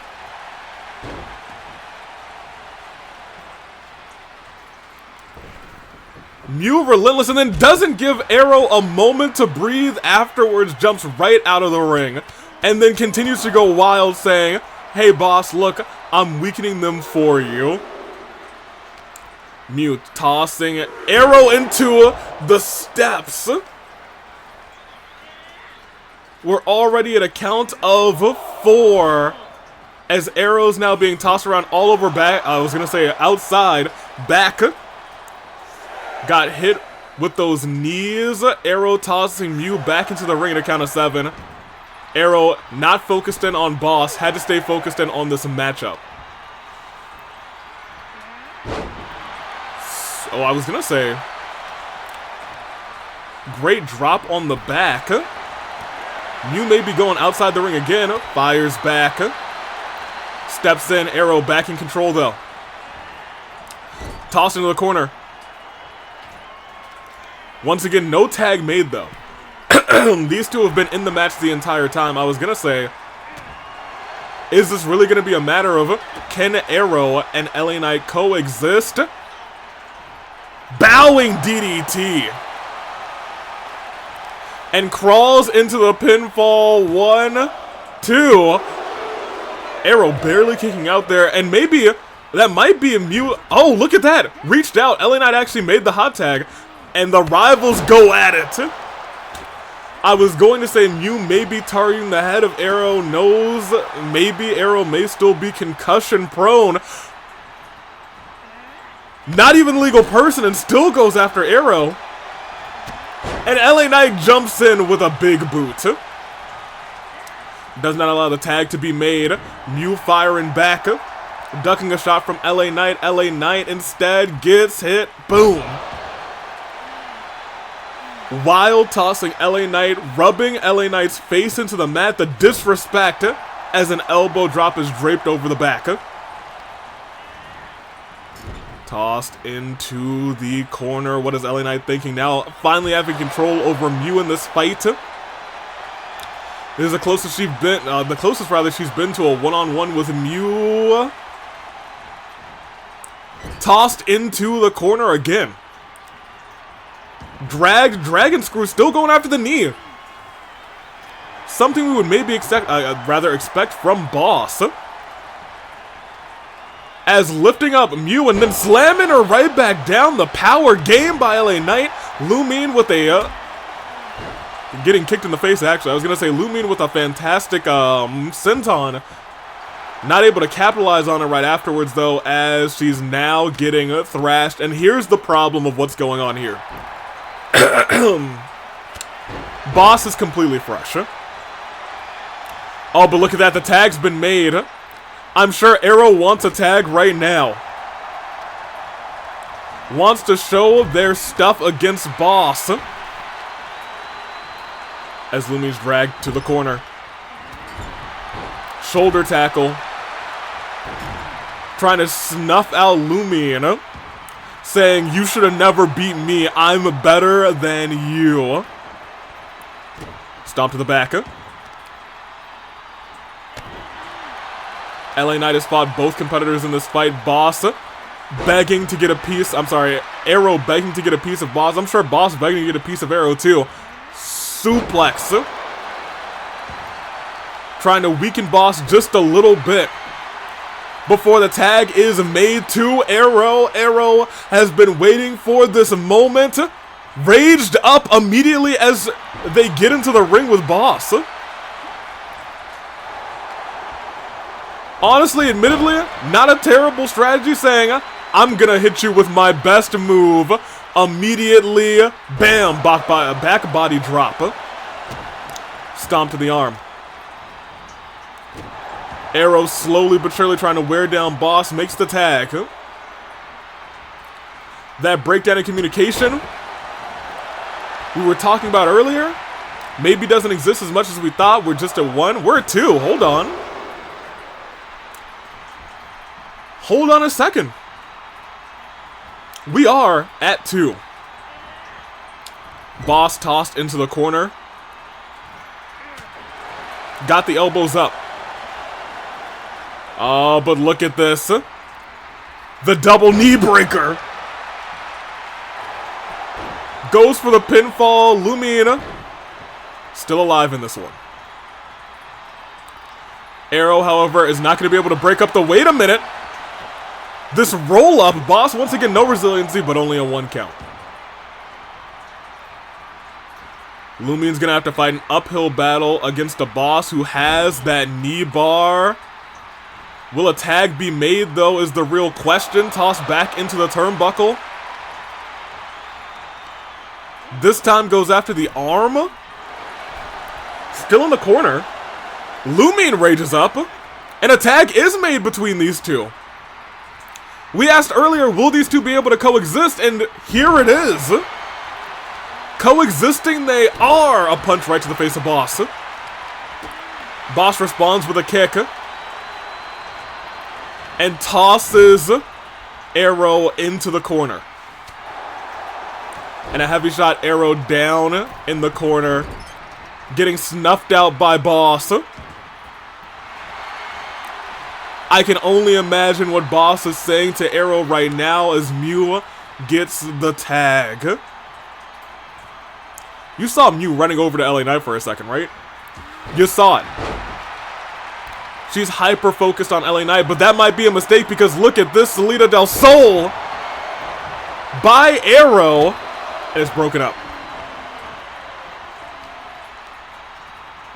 Iroh toss, no, reversed, drop kick to Mew. Keep in mind, this fight, admittedly, Lumion, Iroh not expected to fight tonight.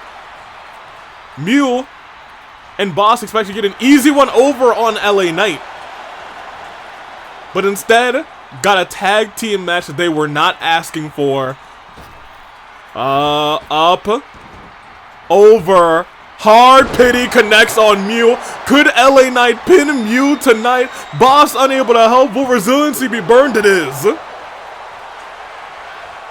There is a world where Lumion pins Mew, where Iroh pins Boss.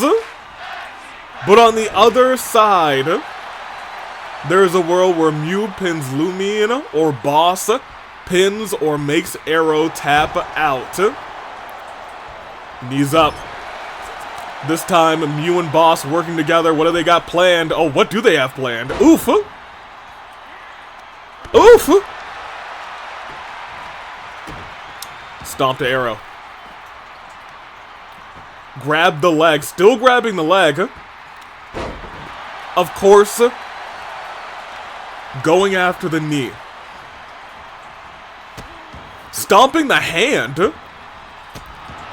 Boss just being ruthless. And here's the thing. I'm sure Iroh considers Boss a rival. But does Boss consider Iroh a rival? That's yet to be seen. As Iroh goes flying. Boss goes to make a tag. Doesn't even bother with the knee bar. As Mew gets ready for that butterfly bomb, Iroh is in danger. Goes for the pin. Lumion's gonna have to come and break that one up. Saves resiliency on Iroh. Mew doesn't have resiliency. That's still their best bet. Will Iroh be able to get one over on Mew? For LA Knight? That is a real-world possibility. Oh, big punch. Big combos. Silly combo by Iroh. Takes Mew down. Mew struggling right now. Big kick. And of course, losing focus and going after Boss, allowing Mew to roll out of the ring. However, that buys enough time to say, oh, doesn't... There's that lapse in communication we might have been talking about. Lumion said, alright, Mew's in, let me finish her. Iroh, I think, thinking, I want Boss. Focused in on Boss could be the downfall of Iroh in this match. But look at this. I will say, though, we are at a 6 count outside of the ring. A knee strike right to the face. We're at 8. We're at 9. Iroh, you gotta get back in the...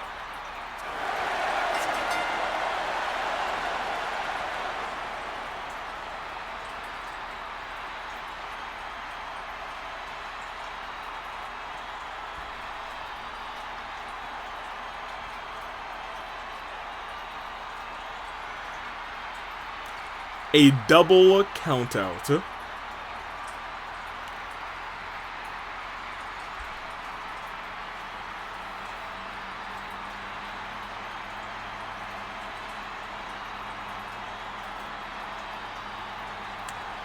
Generally, this is the point where I would walk out as general manager and say, we're not going to have that. We need a decisive victor. Do we do that, though? Do we walk in here and we say, restart the match?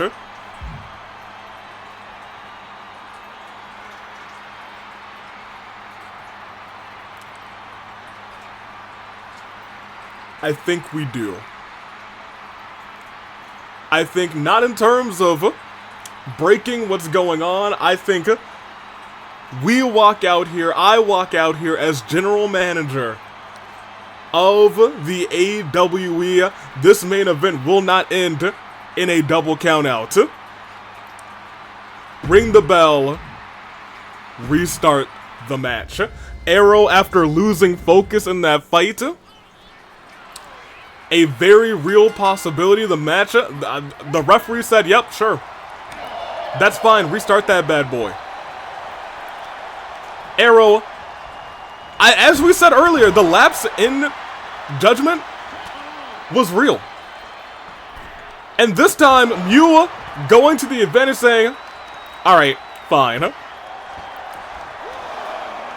Oh, but look at this Iroh. Ooh, high risk and almost no reward. I don't think Mew sustained any damage from that. I think Iroh, got more damage than Mew did. Iroh's still admittedly making poor choices in this fight as Lumion is taken out by Mew. Everyone has been taken out by Mew in this thing. Mew was even thinking about jumping outside the ring. Iroh! Look, they've already fought a long match. This is essentially a continuation of the match that we just saw. Iroh, however, beautiful drop kick. Trying to turn things around. Trying to refocus, saying, alright, look. I made a mistake. I made an oopsie. That was my bad. However, now Lumion is, I was going to say, all alone in the ring with Mew. Exactly what she wanted. Mew misses that strike. And Lumion able to stun Mew. And climbs to the top rope. Whatever she does here is irreversible knee strike. Right to the chest. 1, 2. I was going to say, Mew has already been through a lot in this fight. The entire first part of that match, they had a second to recollect themselves before the match continued. As LA Knight gets out of that maneuver by Mew, I was gonna say LA Knight is turning this thing around knee strike again. And tried to go for a third one, went to the well one too many times, and instead takes a drop kick as Mew says, I need to make a tag. And again, Lumion now having to handle, oof, both missing their moves as a big slam is done by Lumion. Uranagi-esque going after the legs of Boss. Not really sure if that's the best decision, but you know what? It is a decision. Lumion saying, I know you want her, so go get her. But it looks like Boss. It is Boss who is going to get Iroh. Ribbon Iroh Ogami.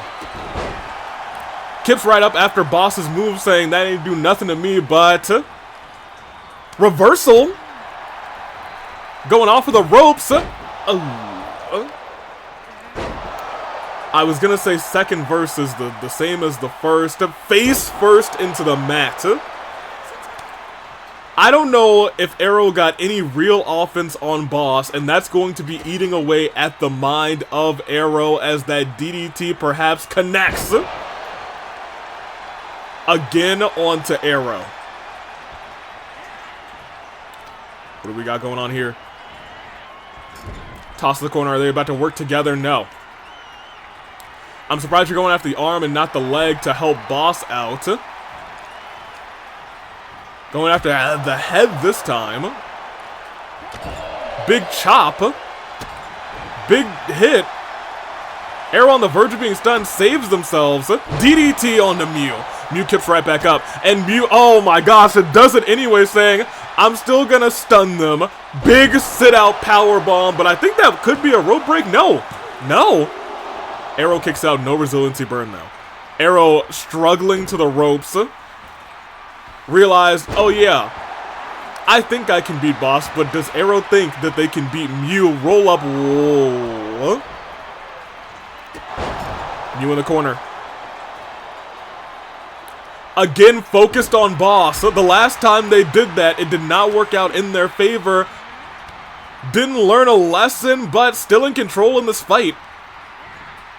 Admittedly, I'll turn around into the butterfly power bomb. The butterfly effect hits, and we are in dark days. If this move connects, reversal.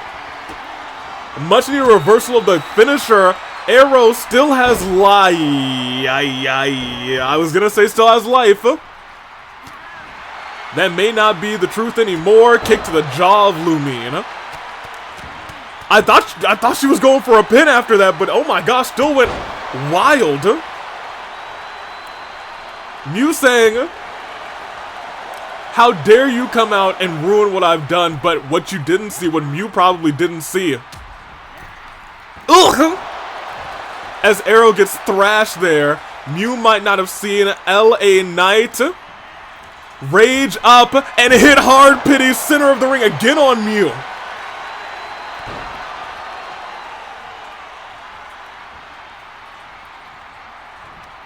Again. This continues.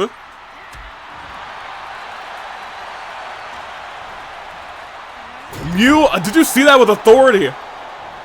And right afterwards, boss punching Lumine into the face, and then a Hurricane Run, a face buster, saying, go get her, champ. Or at the very least, former champion. As boss starts to slowly dissect Lumine.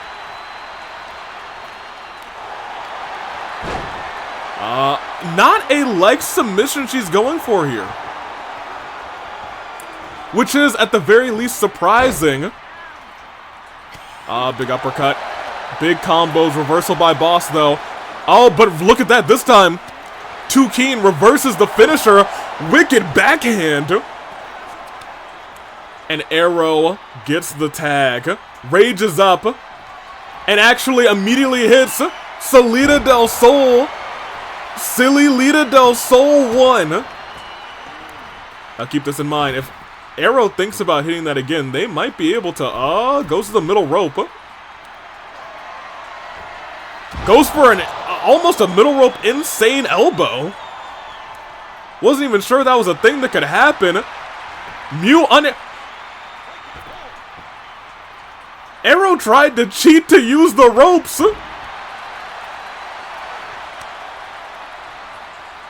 If Iroh didn't use the ropes there, I think boss would have burned resiliency. As Mew uses the goggles to headbutt LA Knight, Lumine is now gonna have to contend. Steps out of the way with a Mew, knee drop to the face. This time, these two rivals have been at each other's throats the entire, not the entirety, but most of this match. Lumine responds with a kick to Mew. Not wanting to end this by count out again, says, get in here. You know what I want, but Mew uses that opportunity to hit the butterfly bomb, rolls LA Knight up, and that is a breakup by Iroh, however. Still in immense danger. Admittedly, the both of them suplex into the pin. Wait a minute. 1, 2, no resiliency. Mew kicks out. Mew did not have resiliency built up. It could have been a quick, easy over power bomb. No, butterfly onto the knee. Mew not letting LA Knight get to the tag, but look at that. Got the foot up. Big chops almost has a Mew into the corner. And a punch to the face. Raw punch to the face. Walks slowly over, thought about going over to Iroh, instead goes for the pin, which might not be a bad idea, saying, hey, burn resiliency real quick. Smart, that was ring IQ. That was admittedly actually high ring IQ, saying, I know what you're all about. You're still my target. I know you're hurting bad right now, so I better hurt you some more. The thing is, Iroh's still unable to make a make a run-in if LA Knight is in any immediate danger. Lumine, realizing this, does actually make the tag, and look which two are in. half suplex.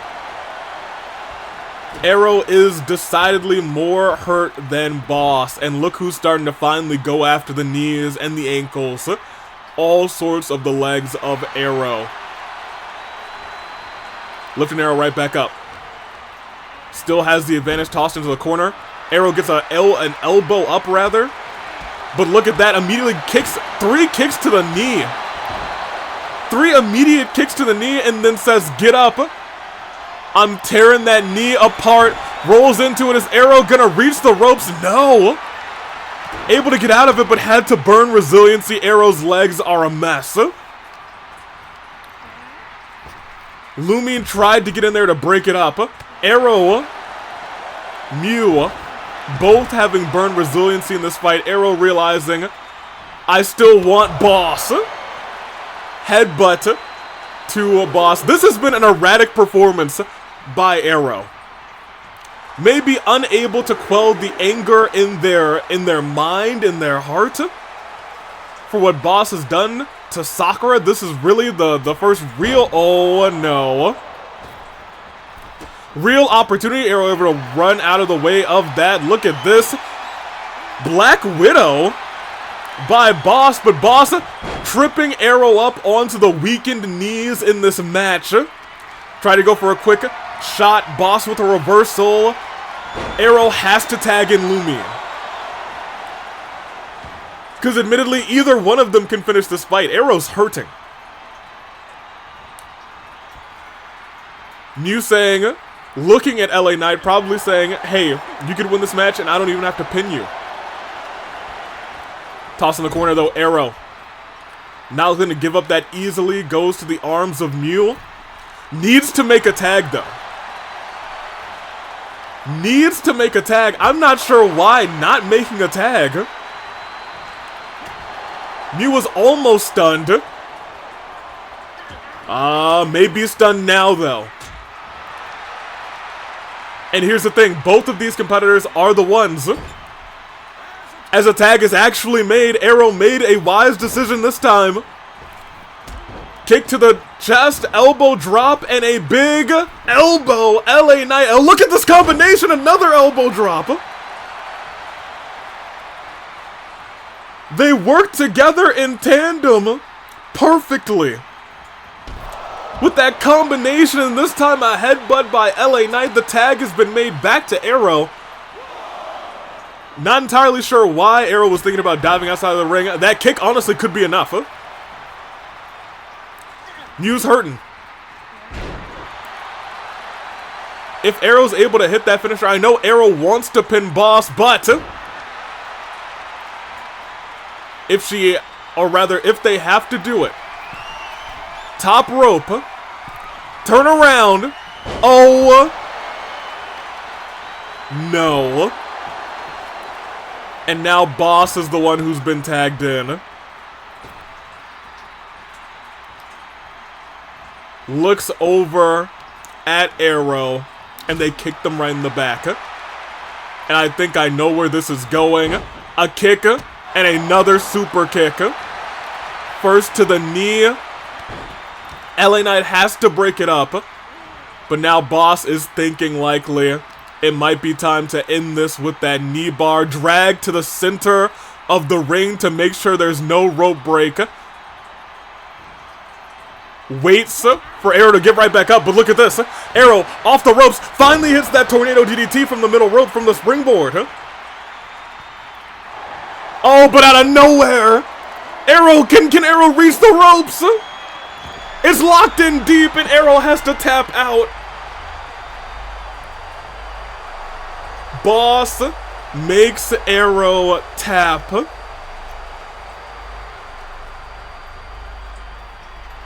And then tosses Iroh out of the ring. Lumine goes to check up on them, but the two who started all of this come out on top. It was a volley of interesting decisions. All right. So I want to walk through everything that's happening right here. Because Mew and Iroh don't like each other. Mew and Lumion already were enemies, so I don't know why that is said again. Unless they're higher level enemies, that might be the case. Boss and Iroh have already been enemies. Boss and Lumion are now enemies, that makes sense. Boss and Mew are now allies. But I want to point out that Lumion and Iroh did not become allies. What a world. And admittedly, what a show. I guess we'll exit. For real this time. That was our main event. What a show. Kotoko and Uncle Iroh go on to the Masquerade Brawl, of course. Gin, Morgana, Queen, and Aigis will have another opportunity to get in. AJ Lee was able to topple Mona in a fair 1v1. This was supposed to be 1v1. However, my security officer, Nekomaru, had to step in as Golden was getting attacked backstage. Arven was able to topple Joe Hendry, Kaveh, and the Gatekeeper. And in our main event, we all just saw what unfolded. That is our show. And Coffin K is cleared. Great. Coffin K may be going on soon to do something else. We'll see. Deity Miku made her way down to ringside. This did not happen. But it's good to see Miku. I hope that Miku is not trying to target Mona, but they do have history, so maybe we'll let that cook. Gatekeeper was injured in that fight, and of course, Mew and Boss earned a victory over their opponents in tag team action. However, winning wasn't enough for them, proceeded to shove and kick Iroh. And Lumion didn't really shove and kick Lumion in a belligerent display to the crowd. This team isn't just looking to pick up wins, they want to make anyone who steps in the ring with them regret it. Oh my, a pair of rivals, two of them worked together, the other two did not work out. What a time. That being said, the stars go. Black, that was the most chaotic rebellion of all time. That being said, incredible camera work. Nothing bad happened with the cameras. Much thanks to the watcher, who is doing way better than whoever did it last week. Our show is coming to a close. OC Revolution, submit. You still have the rest of the month to do it. In the description, make sure to go in there and submit your OCs. We will have, I'm not sure what we're going to do with Jacob Baker, but something's got to be done about trying to attack Golden last week. We'll see. We'll see. Thankfully, Thomas and Kanji, the police have escorted them out. They're at the station. We'll see what I can do with them. We'll see how that goes. They're convicts officially. That's it. That's our show. Next week, we'll be back Sunday. It'll be a good time. We are stepping closer and closer to Brawloween. We almost have our Masquerade Brawl set up, now that we think about it. I think we have one more week of qualifiers, correct? I guess I can actually announce who's in the next set of qualifiers. It is Navia, Von Karma, and Tamara as our last set of qualifiers for the ladies. And for the gents, we have Kevin the Cowboy,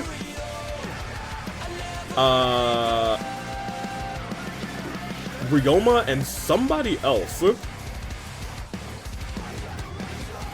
Is it Eggman?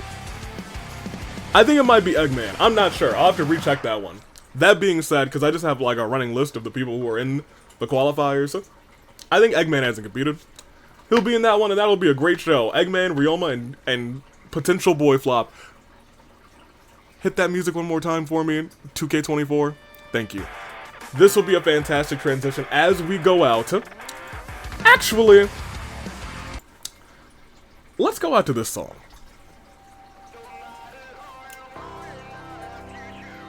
We are tiptoeing towards Brawloween, and it will be Want to remember so many costumes. Wheels will make the deals, Masquerade brawls. I'm excited. I hope that you guys are too. So until next week, Toodaloo Flight Crew, thank you so much for watching. I'm ready to end it, probably. Oh yeah, no, I don't have to actually transition out. This isn't live. This is edited. Toodaloo Flight Crew, thank you for watching.